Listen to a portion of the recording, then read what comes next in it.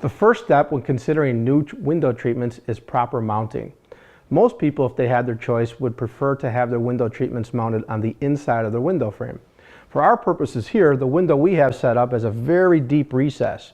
This will accommodate pretty much any type of shade or blind. This is about 3.5 inches. That will accommodate what's called a full flush inside mount for a shade this large of a headrail or even this size here. Most windows don't have that much room though. Manufacturers will generally tell you you need at least 1/2 inch to 3/4 of an inch to inside mount any shade. That doesn't necessarily mean you should do that. If you take a shade like this, for instance, the width of my finger is about 1/2 inch. You can see how much of that shade is still going to stick in front of that window frame.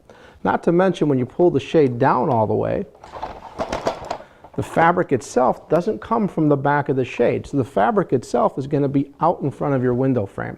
That will cause fairly significant light and privacy gaps. You also could have a shade that comes from the front of the headrail itself, not from the back totally. You see here the fabric falls from the front of the shade.